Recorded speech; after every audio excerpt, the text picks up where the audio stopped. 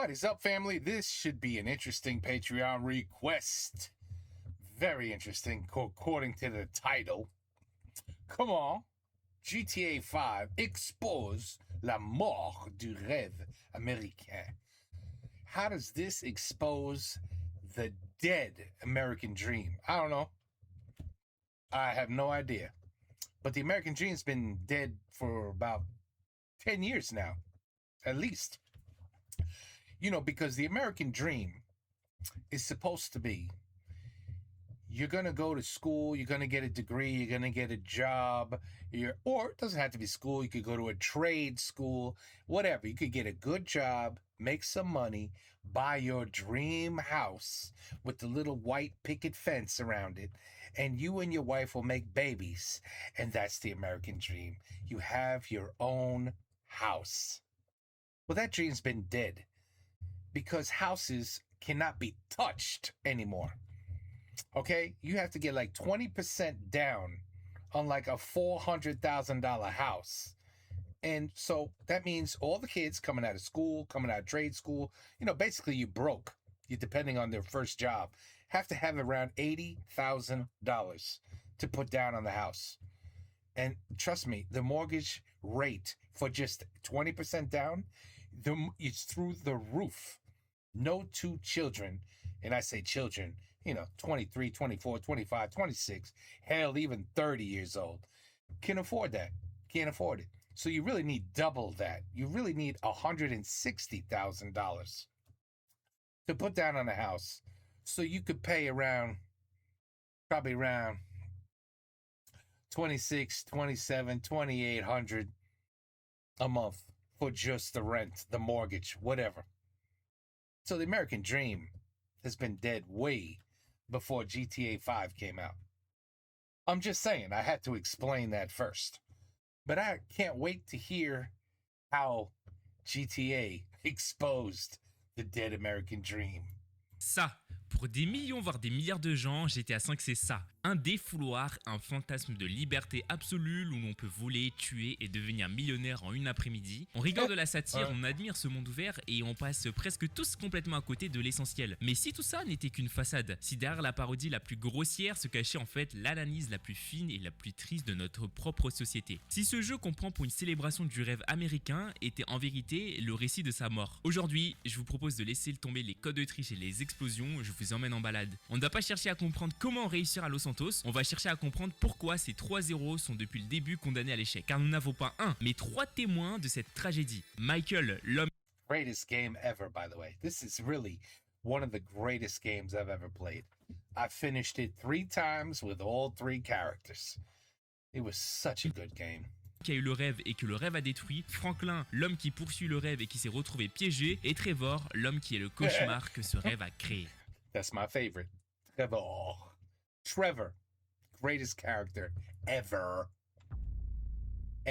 Notre histoire commence avec lui, Franklin Clinton. De nos 3 protagonistes, c'est le seul qui démarre là où le rêve américain est censé commencer, tout en bas. Il est à Strawberry South Los Santos. Le décor est planté, c'est le ghetto. Il vit chez sa tante, dans une petite maison où il n'a même pas sa propre chambre. Sa vie est un cul-de-sac. Professionnellement, c'est pire. Il joue les gros bras pour Simeon Yeterian, un vendeur de voitures qui incarne l'escroquerie à petite échelle. Son travail, c'est de saisir les voitures que les gens à peine plus pauvres que lui n'arrivent plus à payer. C'est le rêve américain à l'envers. Franklin est lucide, il est intelligent, il voit bien que ce chemin ne mène à nulle part. Il est entouré de gens qui ont accepté leur sort ou qui poursuivent une version déformée de la vie de gang. Et le symbole de cette impasse, c'est son meilleur ami, Lamar Davis. Lamar, c'est l'encre, c'est le passé, c'est le gangbanging old school, les plans foireux, la fierté mal placée pour une guerre de codes postaux. Lamar est persuadé de pouvoir devenir un baron de la drogue locale. Franklin, lui, n'y croit plus. Il voit Lamar comme un boulet, un rappel constant de ce qui deviendra s'il ne part pas. Chaque dialogue entre eux est un conflit de vision. Lamar lui reproche de renier le quartier, Franklin lui reproche de n'avoir aucune ambition. Il veut s'élever, il veut partir, il veut ce qu'il voit à la télé, ce qu'il voit de l'autre côté de la ville à Vinewood. Et puis, un jour, un recouvrement de voiture tourne différemment. C'est la mission mission pour Simeon. Il doit récupérer un SUV dans une immense villa de Rockford Hills, la maison de Michael. Cette rencontre, c'est le catalyseur, c'est sa porte de sortie. Il ne rencontre pas un simple client, il rencontre l'incarnation de ce qu'il désire. L'argent, la respectabilité apparente, la maison sur les collines, une famille et une autre vie. Et Michael n'est pas un menteur classique, il ne lui apprend pas un métier, il l'introduit à un autre niveau de criminalité. Alors Franklin s'accroche, il saisit sa chance, il apprend vite, il accepte de faire le sale boulot, non plus pour un petit escroc arménien, mais pour des gens bien plus puissants, Michael, Lester Cress et finalement Devin Weston. Il se coupe peu à peu de son ancienne vie, il aide encore Lamar mais à contre-cœur comme une corvée, sa trajectoire est claire, il monte. Et il finit par l'avoir, sa récompense, le symbole ultime de la réussite. Après les missions d'assassinat pour Lester, des missions qui manipulent la bourse, Lester lui offre cette villa ultra moderne sur Whispy-Mount Drive. Encore désolé pour cette prononciation. Sur le papier, l'histoire est parfaite. Le gamin du ghetto a réussi, il a gravi les échelons, il a obtenu sa part du gâteau. Le rêve américain a fonctionné pour lui. Sauf que, dans le même temps, le jeu nous raconte une autre histoire. L'histoire de l'homme qui vient de devenir. Et cet homme, l'homme que Franklin admire, l'homme qu'il est en train de devenir, c'est Michael DeSanta. Michael, c'est le rêve américain version terminée. Il a gagné la partie, c'est l'homme qui a réussi. Il a tout, la villa gigantesque à Rockford Hills, la piscine à débordement, A cheating wife, la voiture de sport dans le garage, a horse, une pute de fille, une petite fille, c'est une pute. Sa femme, elle baise le instructor of tennis. Ouais, c'est l'American Dream. la famille parfaite sur le papier, il a fait le braquage de sa Sur vie le papier, des années ouais. plus tôt. Il a négocié un accord en or avec le FIB et il s'est retiré millionnaire sous protection des témoins. C'est la ligne d'arrivée. Sauf que, quelle est la toute première scène où on le rencontre vraiment Michael? Pas au volant de sa voiture, pas en train de célébrer son succès, on le rencontre avachi chez son psy. Dès la première minute, le jeu nous hurle la vérité, cet homme qui a coché toutes les cases du rêve est profondément misérable. Il est en pleine crise existentielle, il s'ennuie à mourir. Sa réussite l'a emprisonné dans une cage dorée. Sa maison n'est pas un foyer, c'est un champ de bataille froid. Sa femme, Amanda, qu'il a rencontrée quand il n'était personne, le méprise ouvertement et dépense son argent dans les boutiques de luxe. Elle est aussi vide que lui. Ses enfants, c'est le reflet de cet échec. Jimmy, son fils, est un fainéant pathologique qui ne sort de sa chambre que pour l'insulter et jouer à des jeux vidéo violents. Tracy, sa fille, est prête à vendre son corps et sa dignité pour devenir une célébrité de télé-réalité bas de gamme, ce sont les enfants du rêve. Alors Michael passe ses journées à errer dans sa propre maison, un verre de whisky à la main, à regarder de vieux films de Vinewood en boucle. Il est hanté par la gloire de son passé de braqueur et terrifié par le vide absolu de son présent. Il est la preuve vivante que l'atteindre, ce rêve, ce n'est pas la fin de l'histoire. C'est peut-être là que le vrai cauchemar commence. Et c'est pour ça que la rencontre avec Franklin est si importante pour lui aussi. Ce n'est pas juste un gamin qui prend sous son aile, c'est sa propre porte de sortie. Replonger dans le crime, planifier des braquages, c'est la seule chose qui le fait se sentir à nouveau vivant. Michael, c'est l'échec par l'accomplissement. Il s'est battu pour avoir une vie qu'il ne supporte plus, mais il manque une pièce au puzzle, le fantôme de son passé, l'homme qui représente tout ce que Michael a essayé d'enterrer pour obtenir ce rêve. Si Michael est l'homme qui a réussi le rêve, Trevor est l'homme que le rêve a totalement exclu. Il n'est pas à Los Santos, il n'est pas à Vinewood, il est à Sandy Shores. C'est de l'autre côté de la carte, à l'envers du décor. Sandy Shores, c'est pas la ville des millionnaires, c'est le désert des oubliés, le trailer park de l'Amérique, le dépotoir du rêve américain et Greatest neck tattoo ever. Cut here.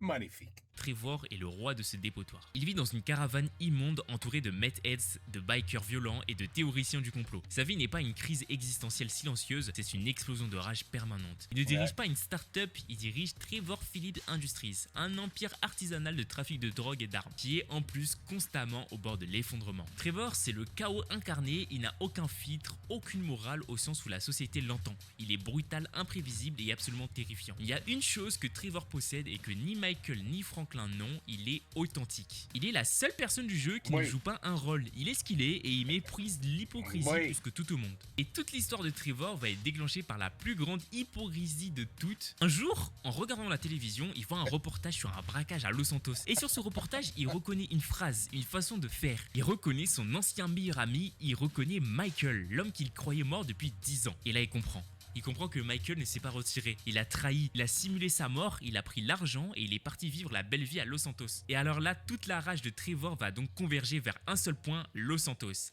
Pas pour réussir, mais pour régler ses comptes. Et c'est là que notre histoire est complète. On a l'aspirant qui veut monter, Franklin, on a le retraité qui s'ennuie au sommet, Michael, et on a l'anarchiste, le rébut du système qui revient pour tout faire brûler. Et c'est là qu'on comprend. Franklin, Michael et Trevor, ce ne sont pas trois histoires séparées, ce sont les trois chapitres d'un même livre. Rockstar ne nous raconte pas trois destins, il nous raconte les trois visages de la mort du rêve américain. On pense avoir joué un jeu sur le choix ou la réussite, mais ce n'est pas ça. On a joué une dissection, une autopsie. Chaque personnage n'est pas un héros, c'est un symptôme. Il n'est pas là pour qu'on s'identifie à lui, il est là pour incarner une facette précise de l'échec global. Ce ne sont pas trois hommes, ce sont les trois étapes de l'impasse. L'illusion qu'on peut y arriver en partant de rien, le vide qu'on découvre quand on y est, et le chaos qu'on devient quand on est rejeté par ce rêve. Maintenant, on va les reprendre, mais on ne va plus raconter leur histoire, on va lire ce qui était écrit entre les lignes. Reprenons Franklin. Sur le papier, c'est le seul qui gagne, c'est le self-made man, mais c'est une illusion complète.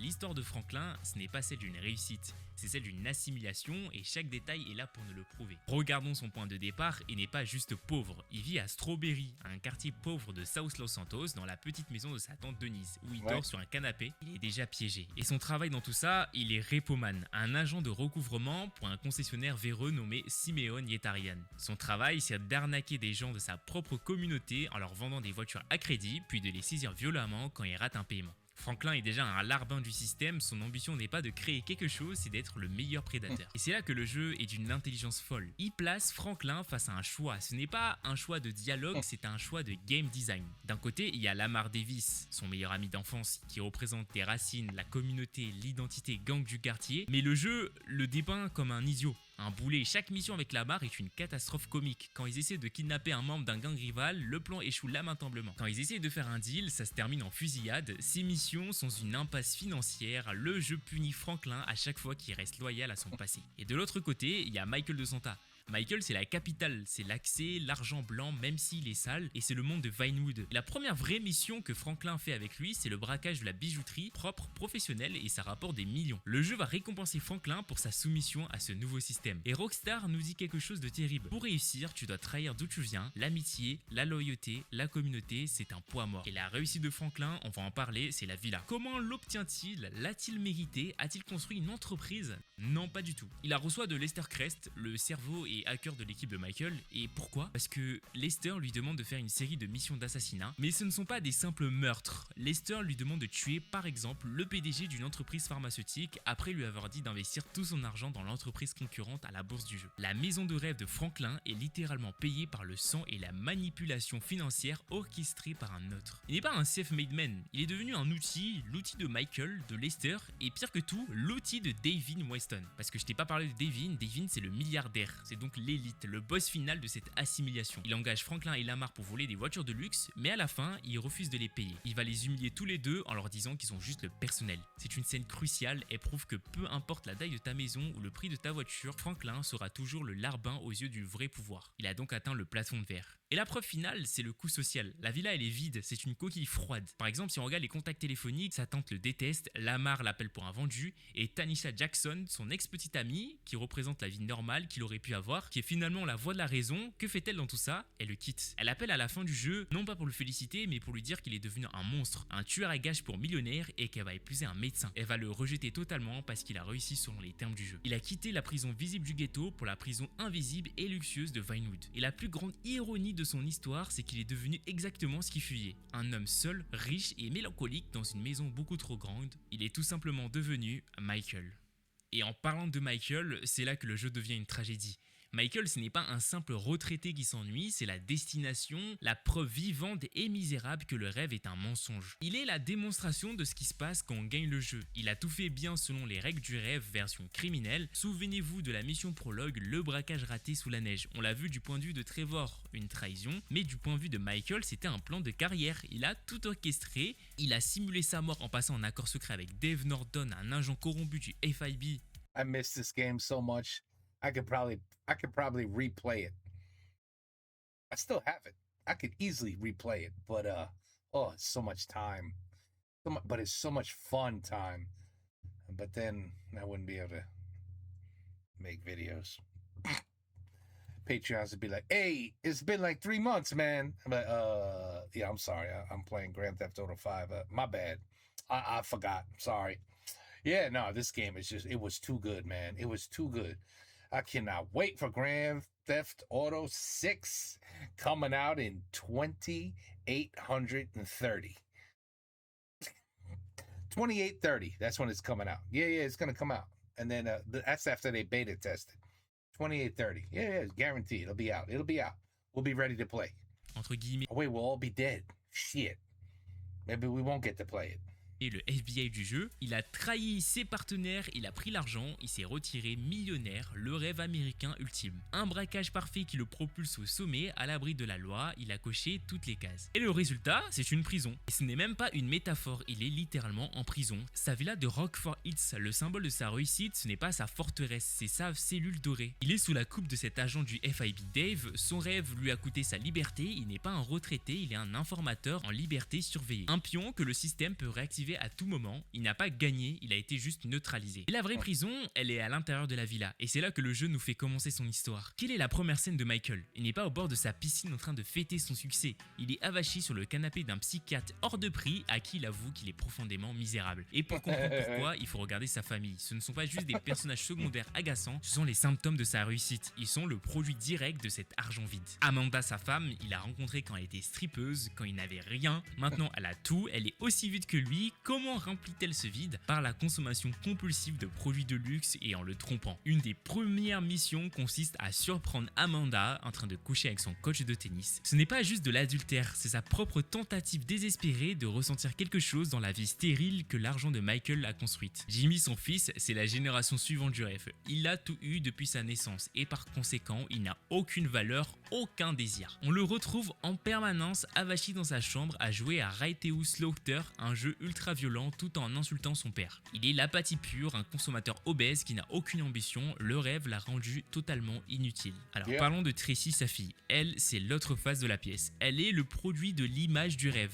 Elle est obsédée par la célébrité. Pour elle, réussir, c'est être célèbre. On la rencontre alors qu'elle auditionne pour Fame or Shame, une parodie d'émission de télé-réalité où elle est prête à tout, y compris à s'humilier sexuellement pour une seconde de gloire. Elle a appris que la seule chose qui a de la valeur, c'est son corps en tant que marchandise. La famille de Michael est la preuve que son argent n'a rien construit. Il l'a détruit, il a acheté 4 individus qui vivent sous le même toit mais qui sont devenus des étrangers. Alors que fait Michael? Il passe ses journées à errer dans sa propre maison, un verre de whisky à la main, à regarder des vieux films de Vinewood en boucle, hanté par la seule chose réelle qu'il ait jamais faite, le crime. Ce n'est pas juste pour l'adrénaline, c'est le point le plus important. Le braquage, le crime, c'est la seule période de sa vie où il était authentique. C'est le seul moment où il n'était pas un père de famille ou un retraité, mais où il était lui-même, Michael de Santa. Michael n'est pas un homme en crise, c'est un fantôme. Il est l'homme qui a vendu son âme pour un rêve et qui a découvert que le rêve était vide. Il est la destination que Franklin poursuit sans se rendre compte que c'est un cul-de-sac. Et enfin, Trevor, ce n'est pas juste un psychopathe pour le fun, ce n'est pas le comique de service, Trevor c'est le résultat le plus honnête du rêve américain. Et pour comprendre Trevor, il faut comprendre d'où il vient et pourquoi il est comme ça. Le jeu s'ouvre sur un braquage 10 ans dans le passé, c'est la toute première chose à laquelle on joue. On est à North Yankton, une ville perdue sous la neige, on y voit Michael et Trevor à leur meilleur ami en train de voler une banque. Le braquage tourne mal, Michael se fait tirer dessus, la police arrive, Michael mourant dit à Trevor de s'enfuir et de le laisser, Trevor hurlant de rage est forcé d'abandonner son meilleur ami qu'il croit mort. Pendant 10 ans, Trevor a vécu avec ça. Il a cru que Michael était mort et que leur partenaire Brad était en prison. Il a été abandonné, seul avec ce traumatisme. Mais ce qu'il découvre au début du jeu, c'est que tout était un mensonge. Il voit un reportage à la télé sur un braquage à Los Santos et il reconnaît la signature de Michael. Il comprend que Michael n'est pas mort, Michael a orchestré sa propre mort pour signer un accord secret avec le FIB. Il a empoché l'argent de leur braquage et il est parti se retirer à Los Santos, laissant Trevor pour mort. Trevor, il n'est pas juste fou, c'est un homme qui a été trahi par le système. C'est un ancien pilote de l'armée recalé aux tests psychologiques et trahi par son seul ami pour de l'argent. Et c'est pour ça qu'il méprise l'hypocrisie plus que tout au monde. Michael, c'est l'hypocrisie. Il a l'argent du crime, mais il prétend être un père de famille civilisé. Franklin, c'est l'assimilation. Il a l'argent du crime, mais il prétend être un homme d'affaires de Vinewood. Trevor, lui, ne prétend rien. Quand on le rencontre, il vit dans une caravane immonde à Sandy Shores, un désert paumé loin des paillettes de Los Santos. Il est un tueur, un trafiquant, un monstre, et il est le seul qui l'assume ouvertement. Et la preuve la plus brillante de ça, c'est Trevor Phillips Phillips Industries. Ce n'est pas une blague, c'est la parodie la plus géniale du self-made man. C'est le rêve américain qui part de rien pour bâtir un empire. Sauf que son business model, ce n'est pas une application, c'est la fabrication de meth, une drogue de synthèse et le trafic d'armes. Et regardez comment il gère la concurrence. À un moment, il rentre en conflit avec les frères O'Neill. Qui sont-ils? Ce sont ses concurrents directs. Une autre famille de rednecks, des campagnards violents qui vivent dans une ferme et qui, comme lui, fabriquent et vendent de la drogue dans la région. C'est son marché. Dans le monde civilisé des affaires, quand une grosse entreprise veut en éliminer une plus petite, elle fait ce qu'on appelle une OPA, une offre publique d'achat. C'est un terme financier. En gros, elle propose de l'argent pour acheter toutes les parts de l'entreprise et l'absorber. C'est la version propre. Trevor, lui, il fait sa propre OPA. Il ne négocie pas, il ne propose pas d'argent, il se rend à leur ferme, il massacre l'intégralité de la famille et il met feu à leur laboratoire et à leur maison.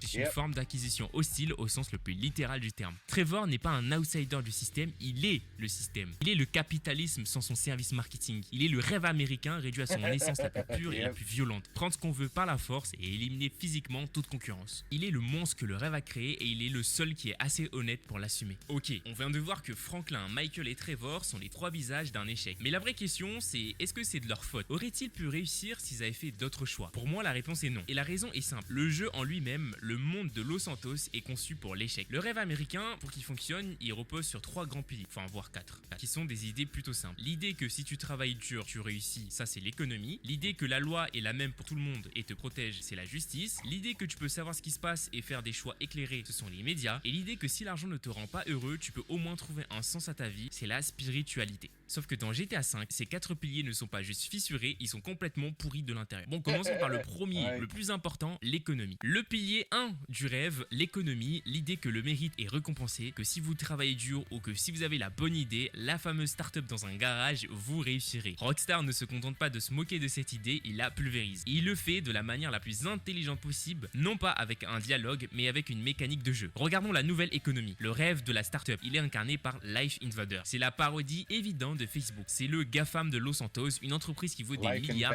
dirigée par un jeune PDG ensuite en capuche nommé Jay Norris. C'est le cliché parfait du nouveau rêve de la tech, qui prétend changer le monde avec un réseau social. Et que nous demande le jeu de faire avec? Comment interagissons-nous avec cette grande institution? On n'investit pas, on ne postule pas pour un job, non, on joue Michael et on est envoyé par notre mentor Lester, le hacker de génie qui vit reclus. Lester nous demande de nous inviter dans les bureaux de Life Invader pour la mission Ami Rocket. Pas pour voler des données, mais pour y cacher un prototype de téléphone piégé dans la salle de conférence. Plus tard, on est de retour chez Michael avachi sur son canapé et Lester nous dit d'allumer la télé. On regarde en direct la keynote de Life Invader, leur grande conférence de presse. On voit Jay Norris sur scène qui fait son grand discours sur l'avenir tenant son nouveau téléphone à la main. Et là, le jeu nous donne l'instruction, sortir le téléphone et appeler Jay Norris. On le fait. Le téléphone piégé sonne, Jay Norris décroche et sa tête explose en direct à la télévision mondiale. Voilà comment le jeu nous présente la concurrence dans le monde de la tech. Ce n'est pas le mérite, ce n'est pas la meilleure idée, c'est l'assassinat. Mais c'est avec la bourse que le jeu va le plus loin. Et c'est là que la critique devient un tutoriel. GTA V a deux marchés boursiers, le LCN et le Bowsack.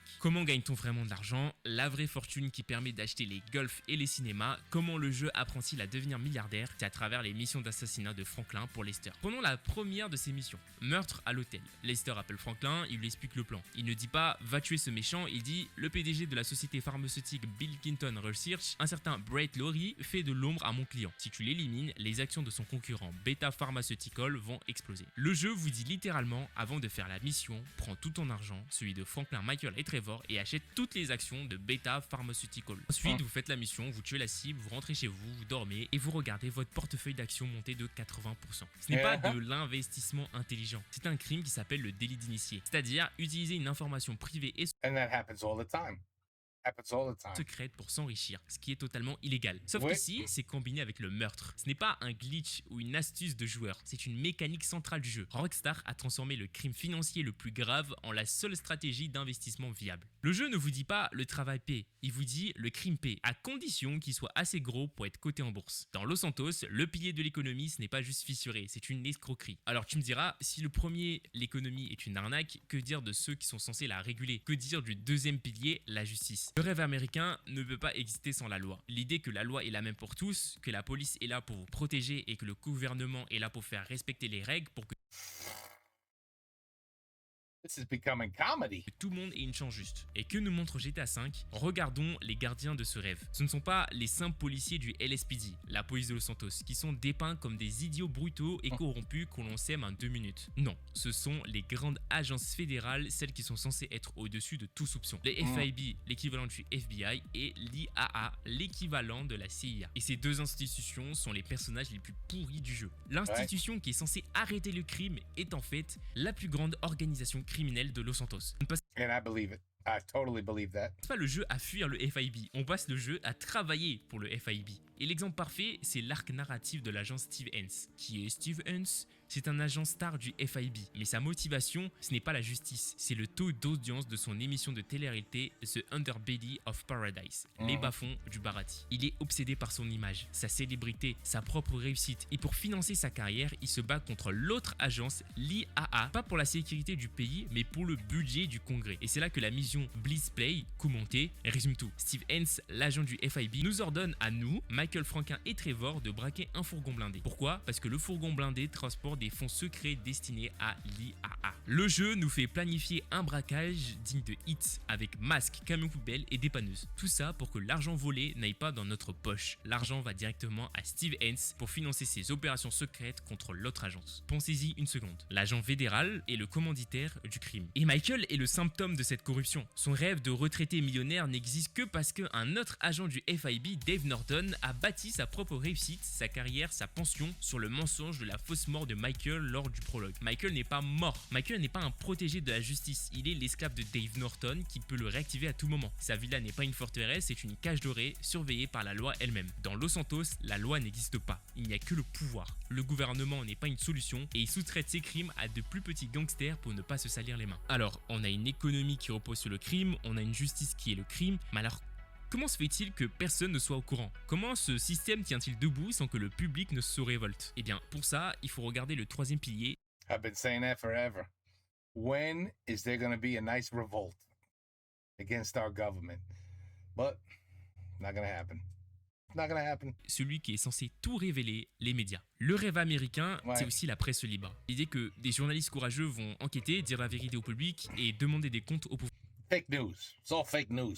Sauf que dans Los Santos, les médias ont un tout autre travail. Leur travail, ce n'est pas de vous informer, c'est de gérer votre attention. C'est de s'assurer que vous ne regarderez jamais le FIB ou les magouilles à la bourse. Ils sont le projecteur qui vous aveugle en éclairant des choses inutiles. Et pour ça, ils ont deux outils. Le premier outil, c'est l'humiliation. Le média n'est pas là pour informer, il est là pour humilier et divertir, et créer une culture où le rêve n'est pas de réussir, mais d'être célèbre, peu importe le prix. Et la preuve, c'est Tracy, la fille de Michael, elle est le produit de cette culture. Son seul rêve, c'est d'être célèbre. Et quel est le seul chemin que le jeu lui propose? L'émission Fame or Shame, la gloire ou la honte. C'est une parodie de American Idol où la France a un incroyable talent. C'est là que on retrouve Laszlo Jones, l'animateur star de Los Santos, l'incarnation de ce système. C'est un homme vide, obsédé par sa propre célébrité déclinante. Et quand Tracy auditionne pour lui, elle ne chante pas, elle ne danse pas vraiment. Elle se livre à une performance hyper sexualisée pendant que Laszlo se frotte contre elle, avant que Michael et Trevor n'interviennent pour la sauver de cette humiliation.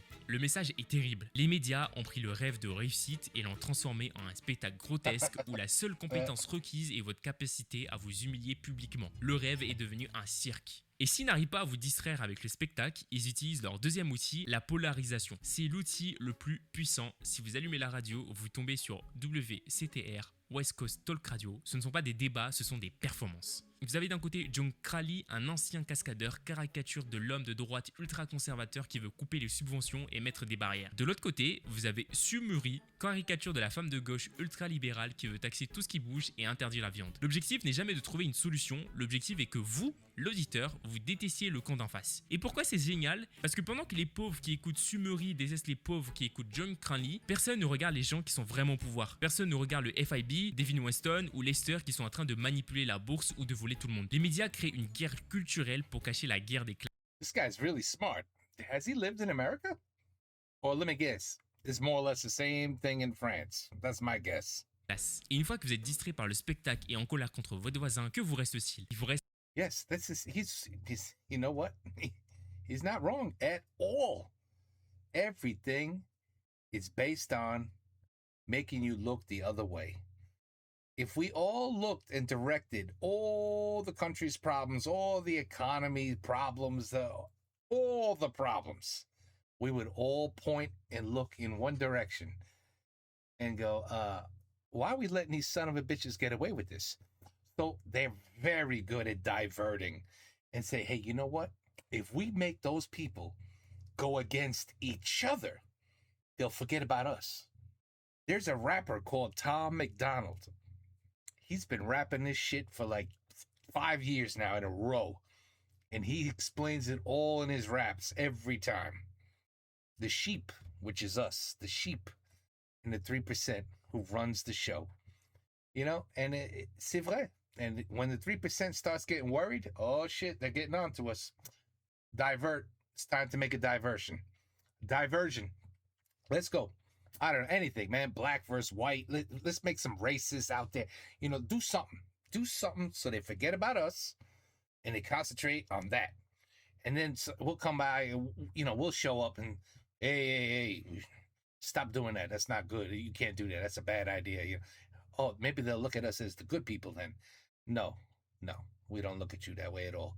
But this guy, whoever this narrator is, it's almost like, damn, do you live in the United States? Le message final des médias, Who do les you trust? publicités. Et Nobody. elles sont le résumé de tout. Elles ne vendent pas du Nobody. rêve, elles Everybody's vous vendent crooked. un moyen de supporter They're all l'échec. La crooked. publicité la plus célèbre du jeu, c'est celle de la bière Peace Water, littéralement l'eau de pisse. Et quel est le slogan? Ce n'est pas goûter la réussite ou une phrase du genre, c'est parce que tu es fauché et que tu veux te saouler. C'est un aveu. Le jeu vous dit, le rêve est mort, n'essayez même pas, tenez, buvez ça et oubliez. Le rôle des médias dans GTA V est clair. Il n'est pas de créer des citoyens éclairés, il est de créer des consommateurs stupides, distraits et en colère pour que les véritables criminels puissent opérer en paix. Donc, récapitulons. Le pilier de l'économie est une arnaque. Le pilier de la justice est corrompu et le pilier des médias est un mensonge. Alors si l'argent est vide, si la loi est une blague et si l'information est une distraction, que reste-t-il? Où est-ce qu'un citoyen désespéré de Los Santos peut-il se tourner pour trouver un sens à sa vie? Il lui reste le dernier pilier, la spiritualité. Et là encore, Los Santos n'offre qu'une parodie, mais une parodie brillante. Le programme Epsilon Piflam.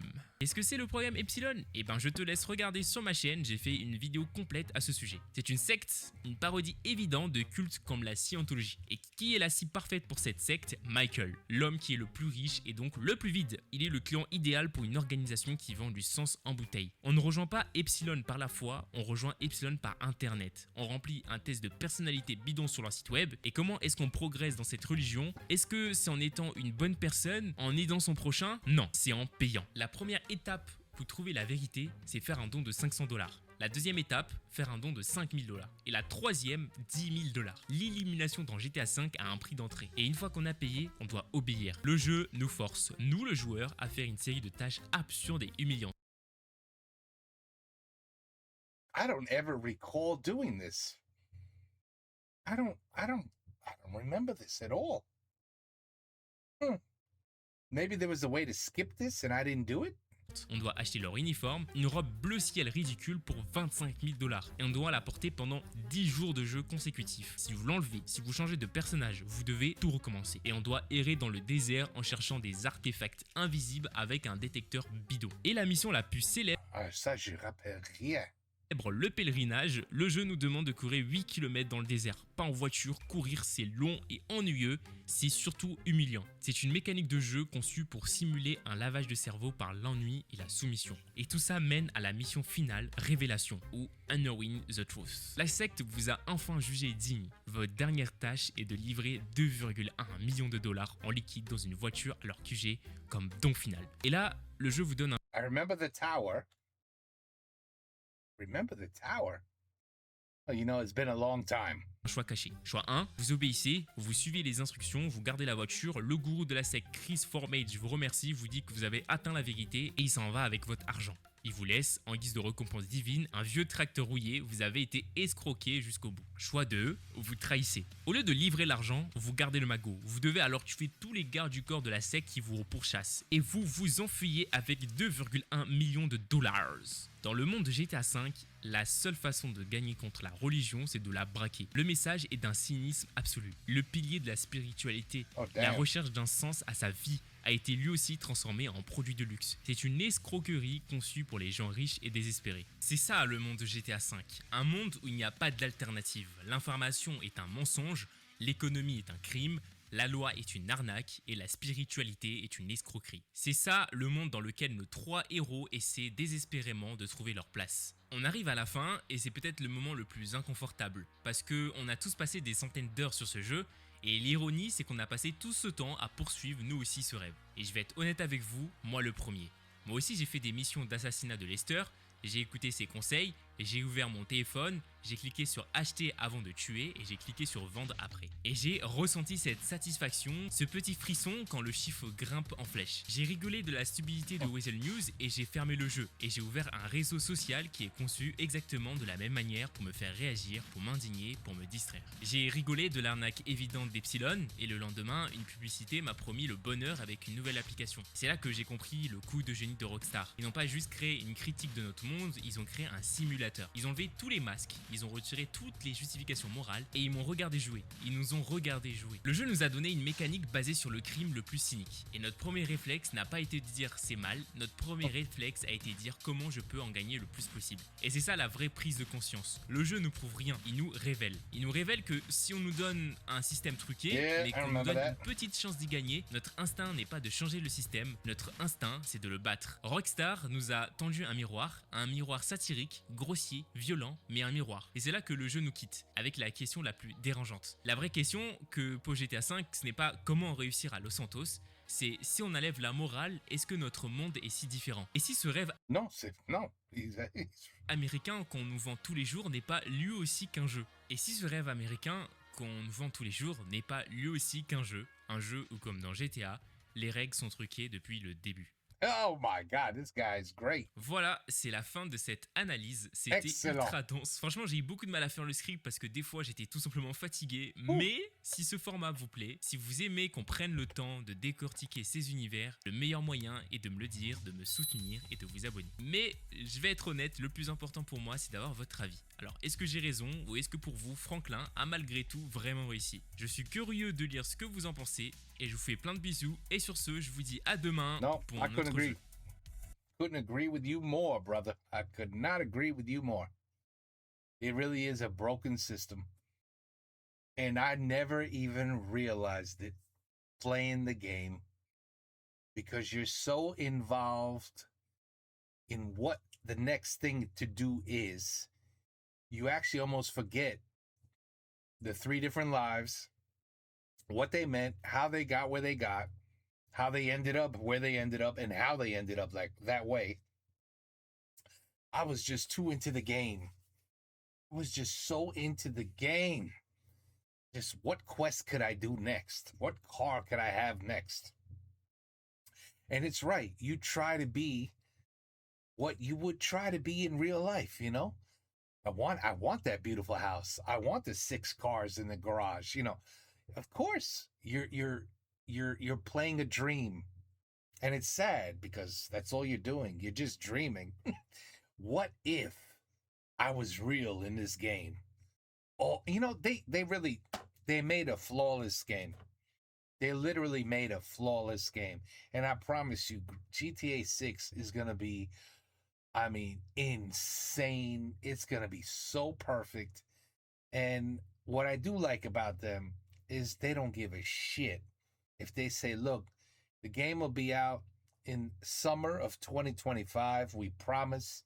We've been working our ass. No, if the game is not perfect, if the game doesn't have less than like 3 bugs, because I'm sorry, I don't care how much testing you do in a game this enormous, you're always gonna find a little bug here and there. But they're such perfectionists that you could tell. Look, before you know it, it's gonna be 2027, and people are gonna say, "Is it coming out soon?" Like, at this point, no one is even care anymore. It's never coming out. Who cares? But when it does come out, I think GTA 5 sold over 1 billion copies in like the first week it came out. So, my numbers might be a little off, but I don't think they're off by much. When I saw the numbers, I was just like, damn. Like the numbers were ridiculous. Like on day one, they sold over $1 billion worth of their games. But I think within like a week, they already had sold, I don't even know. Maybe not 1 billion copies. No, I think it was, I don't know. Because at that point, you're just downloading it on stream, right? So whatever. Maybe 1 billion downloads, 1 billion streams, 1 billion purchases. I don't know. But nobody has come close, I don't believe, to Rockstar when it comes to game sales. And hell, they don't need to make another game for another 10 years because the amount of money they make on just one copy, when GTA 6 comes out, they're going to make enough money that they don't have to make another game till like 2035. Seriously. And they'll start working. Okay, GTA 7, get ready, fellas. Where do we go from here? And they'll just work on that for the next 5, 6, 10 years. But you got to be patient. When you want perfection, you got to be patient. But seriously, this game was so good. I mean, damn, I could play it again. I really could.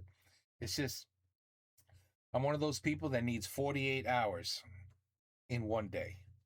That's how much time I really genuinely need. That I think I could do things and be happy. If I had 48 hours in one day. Wouldn't that be great if we had that amount of time? Anyway, excellent. Well, we know it's an excellent game. We didn't learn nothing new there, but I love the way he compared this to the American Dream, and he's absolutely right. I never even thought of it that way. But every point he made was correct. Ain't that some shit? Take care. Peace out. A la prochaine.